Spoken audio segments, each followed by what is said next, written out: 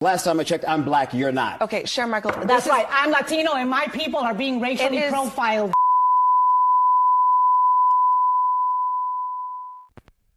Hey, what's going on, guys? Do me a favor, hit that like button. We got a lot to talk about today.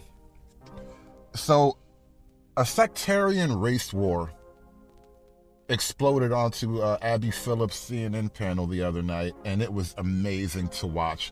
Multiple fault lines were tripped here. It was man versus woman, conservative versus liberal, La Raza versus the black community, common sense versus smug emotional arrogance. A lot of things just exploded onto the surface at the CNN panel, and it reveals a lot of fault lines that are actually pulling apart the Democrat Unified Rainbow Caucus.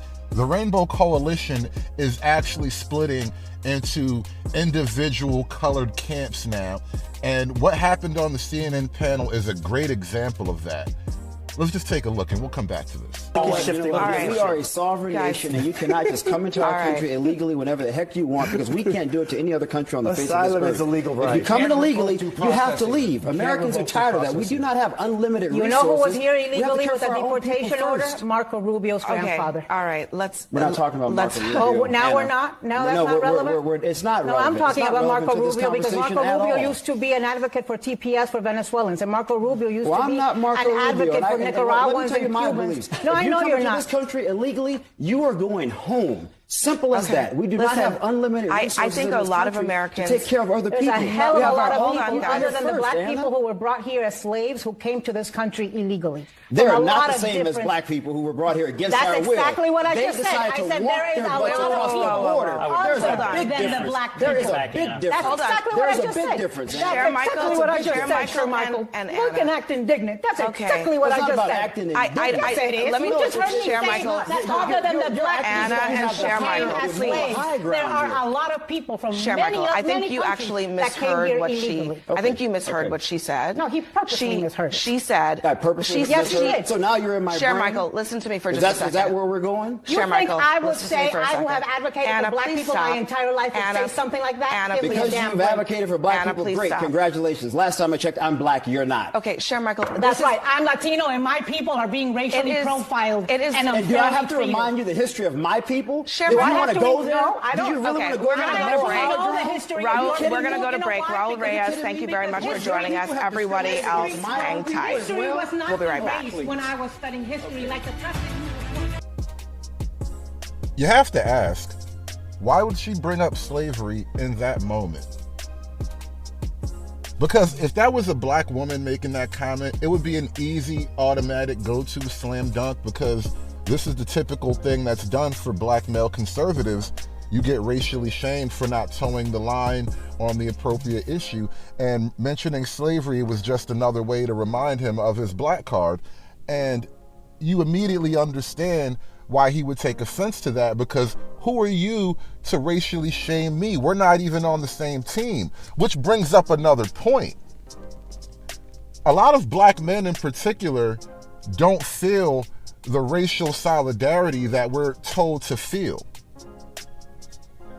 We really do feel like our struggles belong to us uniquely. To all the people that lived above the buildings that I was hustling from, that called the police on me when I was just trying to make some money to feed my daughter.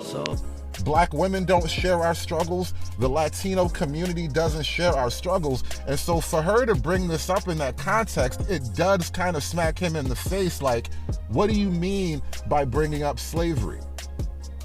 Now, also, a lot of black people are very pro removing illegal immigrants from America. A lot of black people do support Trump and his efforts, and that is drawing a wedge between black people and the Latino community. And that is another problem that the Democrats will have to contend with. And if Trump is smart, which he obviously is, he will continue to exploit these differences between the different warring ethnic factions that comprise the Democratic Party. I will come to Wakanda and I will kill you. And what you just saw blow up on the CNN panel was exactly the problem that the Democrats are trying to contain. You have all of these competing groups who allegedly come together because they are being disenfranchised by the white man, right? That's the story. But in reality, once you take the white man out of the way, these groups have no real shared interest, and the encouragement to share interest is only gonna push a lot of black men even further away from the party. And you're seeing this thing play out in real time over and over again. And what we just watched on the CNN panel was great. And black people, we are not on the table for getting deported. Because if they could do it to them, if they could snatch students off the street without any pushback or recourse, they will do it to any of us. And to be very clear, it's going to be the people of color and vulnerable communities that are next in line. So I would love to get your reaction to recent comments made by Simone Sanders, who said that people of color would be next in line for deportation under this president. Now, that was a revelation to me and probably many others in the black community. Being a lifelong American, I'm not really sure where Tom Homan would send me other than my childhood home in Augusta, Georgia. But why do you think this fear-mongering is being directed at the black community over the issue of immigration? And do you think it's offensive to conflate illegal aliens who are rapists, traffickers, and sexual abusers with law-abiding citizens in the black community?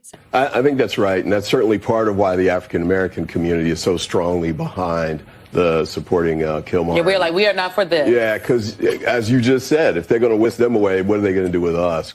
Absolutely insane. And it is racist what she is saying. The president intends on deporting illegal alien criminals who broke our nation's laws and are not only impacting communities across the country, but in particular communities of color in our inner cities. You remember the story out of New York City where young minority children were kicked out of their public school to make room for illegal immigrants to sleep on the floor of their cafeteria.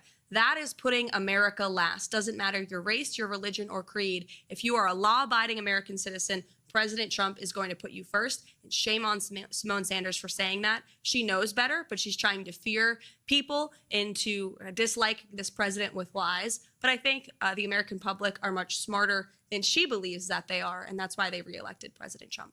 It just doesn't work like that for us. So that shared solidarity with the Latino community is just not there. From August of last year to December of this year, they will spend $252 million on the migrants. $252 million. 17,000 migrants come into this city.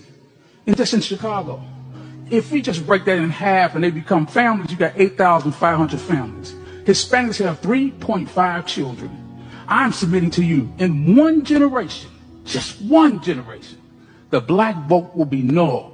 They will have an additional 24,000 people on the voting rolls, along with the Hispanic population already here. They're playing chess, and you all are playing checkers. You are damning our youth, our next generation, to poverty by you all doing these political speeches. One generation, our youth, our vote will be null in all of these 6 sanctuary cities. And what are you going to do about that? Last time I checked, I'm black, you're not. Okay, Sharon Michael. That's right. I'm Latino and my people are being racially profiled.